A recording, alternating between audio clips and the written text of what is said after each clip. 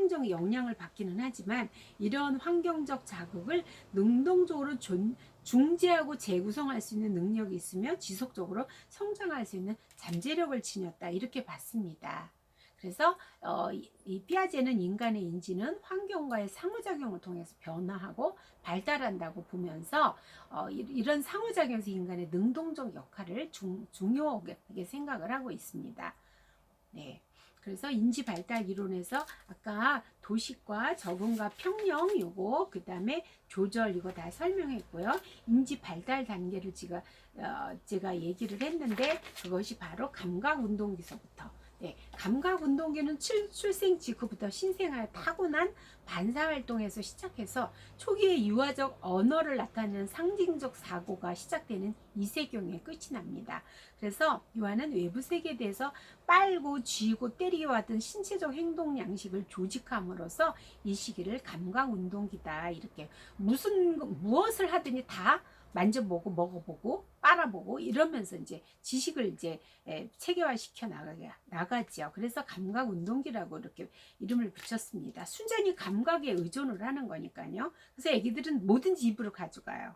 네, 그래서 초기의 인지 활동은 감각적이고 운동적인 행동 도식을 통해서 외부 환경을 이해하고 적응해 나가는데, 후기에는 이제 지적 활동을 하지요. 전조잡기는 아기들이 언어를 사용하기 시작하면서 사물이나 사건을 기억하고 표현하는 능력이 가능해지는데, 조작 능력에는 한계가 있어서 어떤 이렇게 변형된 경험을 갖다가 그거를 이제 이해를 잘 못해요. 그래서 이 시기는 정신적 표상에 의한 사고는 가능한데 아직 개념적 조작의 단계는, 네, 그걸 갖다 개념을 갖다가 잘 이제 가지고 있으면서 그걸 갖다 서로 이렇게 엮어서 하는 거는 잘 못한다는 거예요. 그래서 전조작기다.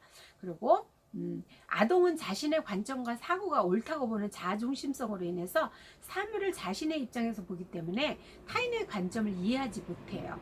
그래서 비논리적인 사고로 직관적 사고에 의해서 판단함으로 보존 개념을 획득하지 못했다. 보존 개념은 뭐냐면 컵이 긴 컵 하나 옆으로 이렇게 된 컵을 갖다 똑같은 물을 붓고 나서 어떤 게 물이 많아 그러면 애가 위로 쑥 올라온 긴 컵을 갖다 이게 많다고 얘기를 해요. 근데 사실은 그 물의 양은 똑같거든요. 바로 이게 보존 개념을 아직 터득하지 못한 거예요. 아이고, 노트북 꺼졌네. 네. 네, 잠깐만요. 네, 구체적 조작기를 보겠습니다. 이 시기를 구체적이라고 표현한 이유는 구체적인 사물과 구체적인 행위에 대해서 체계적으로 사고하고 그리고 직접적인 경험을 통해서 인지를 획득을 하는 거죠. 감각에 의해서 이제 모든 지식을 이제 형성을 하다가 쌓아오다가 이제부터는 직접적으로 이제 자기가 경험한 것을 갖다가 그걸 이제 중요시하고 획득을 하는 거예요. 그래서 이 시기의 아동은 비논리적인 사고에서 벗어나 논리적 사고로 전환이 되고요. 그리고 이제 분류를 할 줄 알죠. 공룡은 공룡끼리, 자동차는 자동차끼리, 그리고 서열화를 해요. 그리고 보존, 탈중심화 같은 기본적인 논리체계 획득되는 단계로서 대상을 구분하고 동시에 두 개 이상의 계층을 고려할 수 있는 능력을 가질 수 있고요. 색깔이나 크기에 따라서 순서를 배열할 수 있는 능력을 가지고 비교도 할 수 있게 되죠. 서열화는 여러 사물의 현상들을 갖다 특정 속성에 따라서 순서대로 배열을 하기도 합니다. 보존은 어떤 대상의 형태와 위치가 변하더라도 그 양적으로 속성이나 실체는 변하지 않는다. 아까 얘기했듯이 긴 컵, 그 다음에 옆으로 있는 컵, 그거를 해서 이렇게 그때는 이게 물이 어떤 게 더 많아 그러면 이렇게 보고, 네, 그걸 아는 거예요. 네, 이렇게 이제 변화되는 거를 알고, 탈중심화는 사물의 두드러진 특성이나 측면에만 얽매이지 않고 여러 가지 특성이나 측면을 고려하는 다면적 사고를 할 수가 있습니다. 그래서 이렇게 한쪽만 보는 게 아니라 요쪽 다 볼 수 있는, 네, 다면적인 거를 사고를 할 수 있는 거죠. 그래서 이 시기에는 아동은 자기중심적 사고에서 이제 타인의 관점을 갖다가 알기 시작해요. 그래서 네, 수용하고 이해하는 능력이 발달하게 되고요. 네, 그리고 논리적 사고를 할 수 있지만 아직 가설적으로 추상적인 건 아직 할 수 있는 단계를 이제 안 됐어요. 그 다음에 이제 형식적 조작기 네 번째. 이거는 이제 11살부터 이제 15세까지 이제 청소년기로 해당되는데, 이때는 자신의 지각이나 경험보다는 논리적 원리의 지배를 받고, 그리고 추상적 사고가 가능하기 때문에 경험하지 못한 사건에 대한 가설적이고 추상적인 합리화를 통해서 과학적 사고를 할 수 있는 단계로 이렇게 옵니다. 그래서 네, 이 단계에서는요, 특징이 뭐냐면 구체적 상황을 초월해서 상상적 추론이 가능하다. 그리고 가설 설정과 미래 사건의 예측, 미래 사건을 예측을 하고요. 제시된 문제가 자신의 이전 경험이나 신념과 어긋난다 할지라도 처리가 가능하다. 그리고 있을 수 있는 모든 개념적 조합을 체계적으로 고려, 검증할 수 있다. 네.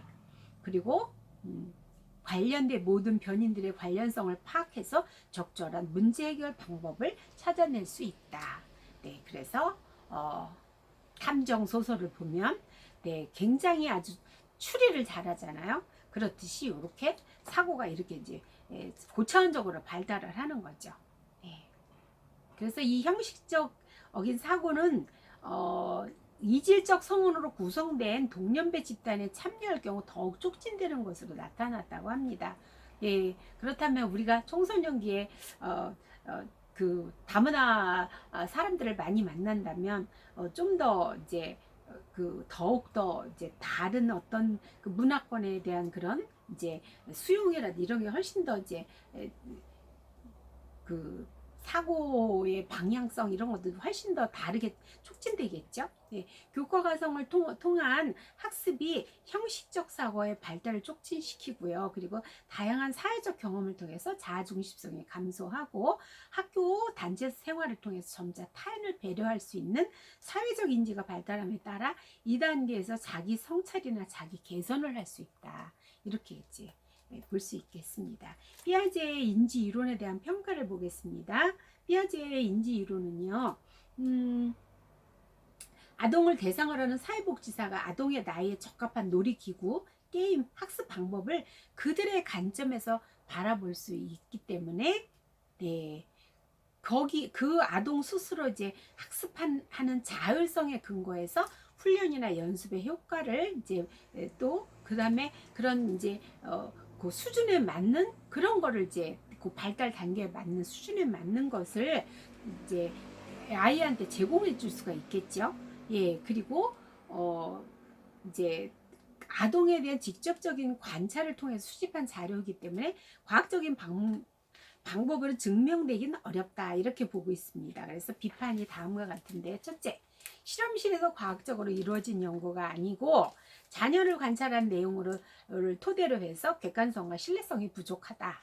둘째, 유럽 지역의 일부 아동을 대상으로 한 연구에 국한된 것으로 아동의 인지 발달에서 문화적, 사회, 경제적, 인종적 차이를 충분히 고려하지 못했다. 세 번째, 인지 발달에서 가까운 사람이 사회 환경과의 관계는 관심을 두지 않았고 정서장애나 성격 장애에 대한 설명이 없다. 네. 그다음에 인지 발달의 청소년기에 멈춘다고 주장하여 이후의 발달 단계는 성인의 인지 발달에 대해서는 언급이 없다. 그래서 저는 이 PPT에다 11세 하고 표시하고 그다음에 그다음 나이를 안 써놨습니다. 왜냐하면 사람은 죽을 때까지 발달하잖아요. 발달은 성장과 성숙과 학습인데 우리가 계속 50이 돼서도 계속 학습을 한다면 계속 발달하고 있거든요. 네, 90세 돼서 계속 뭔가 공부하고 있으면 계속 발달하고 있기 때문에 그래서 네, 성장이 멈춘다. 네, 그거는 아니고 네, 우리는 끊임없이 성장하는 존재죠. 사회복지 실천과 연관성을 보겠습니다. 네, 아동 발달에 대한 전반적인 이해 틀을 제공했죠. 그래서 일상생활에서 실제로 아동의 행동을 관찰하고 이에 근거해서 이론을 개발했기 때문에 아동의 인지 발달을 위한 이제 사회복지 실천 프로그램에 유용하게 적용할 수가 있고요. 그리고 이제 일반 아동의 이제 인지 발달의 이해와 그다음에 인지 발달이 늦거나 학습 장애를 가진 아동에 대한 개입에서도 이제 중요하죠. 왜냐하면 발달 지체가 됐을 때는 만약에 뭐 전조잡기 유아기지만 아이가 하는 발달이 지체가 돼서 영아기에 머물러 있다면 그 아이는 영아기를 맞게 해줘야 되겠죠. 네, 둘째,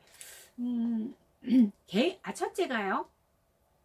사회복지 실천에 미친 영향이 첫째, 개인과 환경의 상호작용을 강조하고 있습니다. 그래서 개인이 환경 속에서 다른 사람들과 의 행동이나 사건, 상황에 어떠한 의미를 부여하는가에 대한 이론적 틀을 갖다 제시를 했습니다. 그리고 인간의 환경에 대한 도식인 동화와 적응은 인간과 환경의 상호적 관계를 설명하는 것으로 사회복지 실천에서 시사하는 바가 크고요. 인지이론에서 인지는 현실을 해석하여 둘째가 정서와 행동에 영향을 주는 매개 요인으로 작용한다. 굉장히 중요한 말이죠. 현실을 갖다가 해석해서 그래서 그 해석함으로 인해서 내가 좋게 해석을 했을 때, 긍정적으로 했을 때 정서에 긍정적인 영향을 주겠죠. 그래서 그게 하나의 매개 요인으로 작용을 한다. 그래서 클라이언트가 지각한 현실이 중요하다는 근거를 제공하는 것으로 복지사들은 이제 클라이언트가 보는 그런 주관적 관점을 갖다가 관점을 가지고 문제를 이해하고 개입하는 거, 그거에 이제 포커스를 맞춰야 되겠죠. 아니요, 그게 아니고요. 그게 아니라고요. 이렇게 할 수가 없는 거죠. 왜냐하면 그 사람이 느낀 주관적 현실이 중요하기 때문에. 그래서 똑같은 가난한 집에서도요. 어떤 자식은요. 수제비가 수제비 먹을 게 없어 수제비를 자주 먹었는데, 어떤 자식은 수제비 보면 엄마 아버지 생각이 나고 맛있다고 그러는 자식이 있는가 하면, 어떤 자식은요 지긋지긋하고 싫다고, 생각하기도 싫다, 이렇게 했지. 그게 바로 주관적인 현실이거든요. 심리적 현실, 주관적인. 그래서 피아제 이론은 사회복 실천보다는 이제 교육학적 측면에서 이론적 토대를 이루고 있고, 아동 클라이언트 개개인을 사정하여 서비스를 제공하며 기능을 촉진하고 회복하고 유지하고 향상시키고자 하는 사회복 실천의 궁극적 목적을 위해서 활용할 수 있겠습니다. 여기까지가 이제 피아제 인지 이론을 이제 했습니다. 그리고 이제 아론백으로 가보겠습니다.